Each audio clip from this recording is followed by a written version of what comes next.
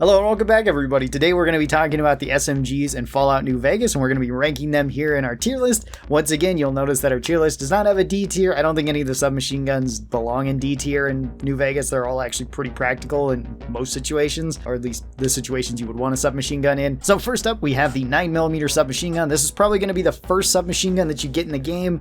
Potentially, you might find a different submachine gun early on, and especially if you run like directly to Lonesome Road, then you might get a nail gun. But the 9mm submachine gun, you can actually get one right in Good Springs from Doc Mitchell's house if you repair it. It's got fairly low requirements, like most of the submachine guns do. It's got okay damage, really good DPS, as you would kind of hope for this. Attacks really quick, it's got decent sights to it, it holds a large magazine. There is two modifications you can put on this, a light bolt to increase its rate of fire, and a drum magazine, so it goes from holding 30 rounds to 60 rounds. That's really nice. It doesn't have too much spread compared to the other submachine guns, it's still more than most of the handguns. Crits aren't really that great with submachine guns, they're just kind of nice if you do hit them, so building for crits doesn't really matter that much for an SMG. And overall, it's actually pretty solid for a submachine gun. It's really good early on, especially if you have the bullets for it.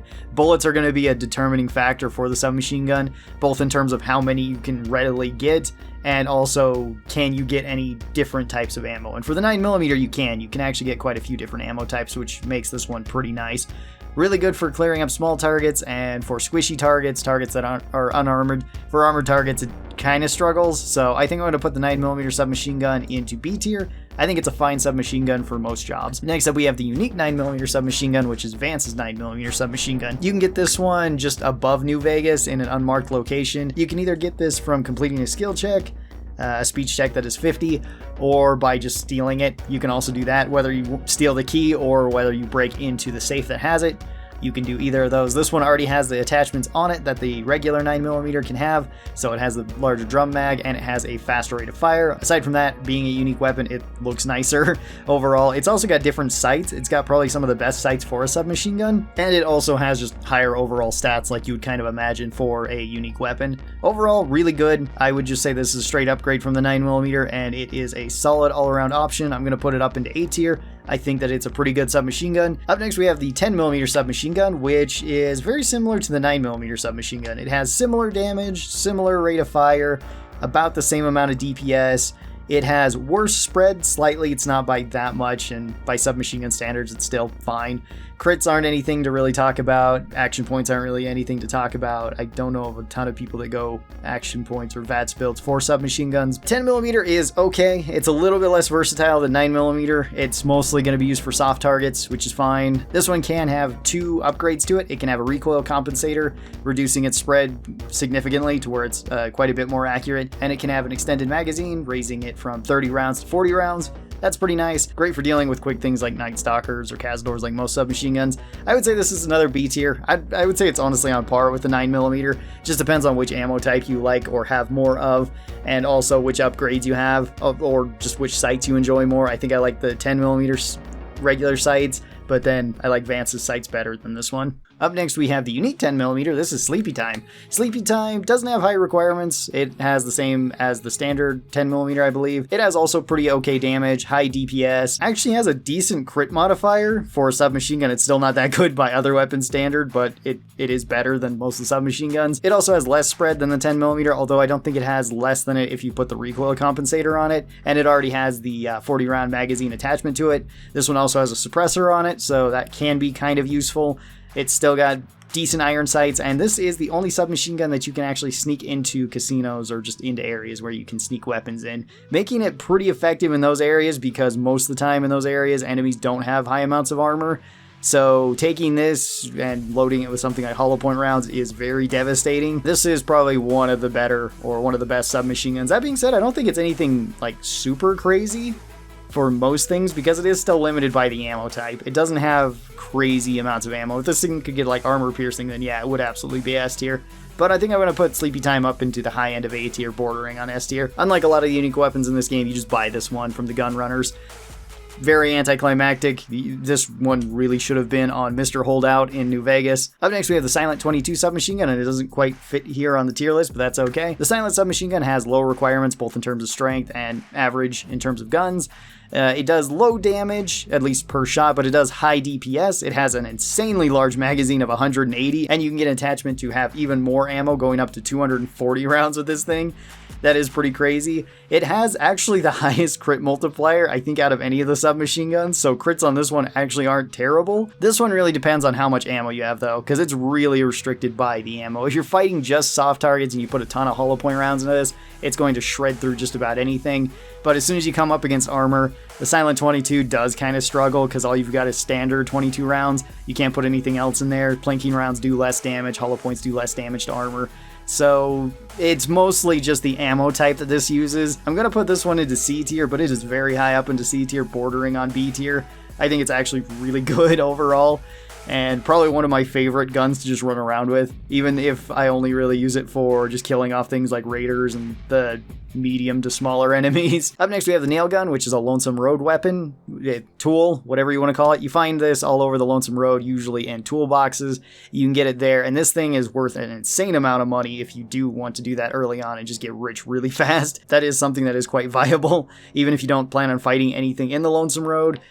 You can make nails with this too at any rank. I don't think you need any repair to do it. You just need to make some scrap metal or find some scrap metal. You can turn it into nails. Nails are also fairly cheap to buy, and nails are unique in that they have -5 to damage threshold, making them basically armor piercing rounds for the nail gun, and they're the only thing you can put into this, and it doesn't have any other downside. So it's still strong against flesh, but it's also strong against light armor.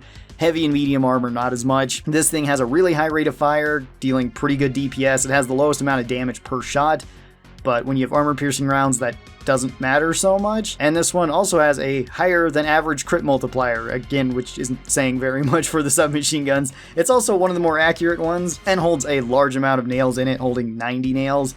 So yeah, this thing is actually pretty strong. I'm kind of surprised. It's a great money-making tool early on, even if you don't want to actually use it as a weapon. But as a weapon, it's fairly solid. I would say this thing's either high B tier or low A tier. I think I'm going to put it at the very high end of B tier, but it's right on that line. Next up, we have the 45 submachine gun, the Tommy gun. This one you get at Zion. And this one is kind of an interesting one because this one has good damage per shot. It has one of the highest damages out of any of the submachine guns, and it has really high DPS. But its crit multiplier is not that great, and its spread is probably one of the worst. It is not super accurate, despite it having actually pretty good iron sights. It's also one of the heaviest submachine guns, and one of the submachine guns that has the highest requirements, requiring 6 strength and 75 guns. This one does have 2 modifications to it. You can get a compensator on it, which does reduce the recoil, and then it becomes pretty manageable. It's on par with a lot of the other submachine guns, and it can have a drum magazine, taking it from 30 rounds to 50 rounds. That is really nice, and if you want to throw certain rounds into this, like the super rounds or the plus P rounds, it is actually pretty good against even armored targets. Maybe not heavy armored targets, but light armored targets, it's pretty good. As long as you're only using it at a close range, it is still very strong. I'm going to put the Tommy gun actually in the low end of A tier. It is really good in certain situations, and compared to other submachine guns, it is probably one of the stronger submachine guns. It still has some limitations though, and you do really want to put that compensator on it just to get the recoil, or just to get the spread down, so that you can just be hip firing this at close range. That's usually how I use this thing. And then our final submachine gun is the 12.7mm submachine gun. This one has the highest damage per shot out of any of the submachine guns. It has really high DPS, about the same as the Tommy gun. Depending on what type of ammo and what enemies you're fighting, they can both go either way. It has decent crit damage, although its crit multiplier is pretty bad. It has a decent amount of spread compared to the other submachine guns, and it doesn't hold very many shots compared to the other submachine guns, only holding 21. The 12.7mm rounds are pretty strong by themselves, and you can put hollow points in, but that's basically the only 2 things you got. It's very similar to the 22, where you just don't have a whole lot of options for different ammunitions you would like to put in the weapon. This one does, at least if you get the Gunrunner's Arsenal version, it does have 3 add-ons. You can have a laser sight, making it more accurate, which is very useful. It has an extended magazine, which gives you 6 more bullets in the gun, which is kind of nice. And it has a suppressor on it, making the weapon silent. If you have all those on there, I think it's a very solid option. Even if you don't have any, you're just picking this up, it still works pretty well for spraying down non-armored enemies, and even armored enemies with its regular bullets. I would also put this one up into A tier. I think I'd put it right there, and yeah, that's probably where I'd put all the submachine guns. I don't think any of them are quite S tier. Some of them, even like the Silent 22 being in C tier, it's still really good. It's still a really fun weapon. It's mostly just, it can be hard to find 22 rounds, and it's not way great against armored enemies. Tell me which weapon type you would like to see next. We still have shotguns and rifles for the standard weapons, and then we have all the energy weapons, melee weapons, unarmed, and all the explosives and stuff. Those ones should be fun too. Thank you guys so very much for watching this. If you'd like to see more of my Fallout content, there should be a playlist over here. Be sure to click on that. Thanks as always, and I will talk to you guys next time. Bye-bye!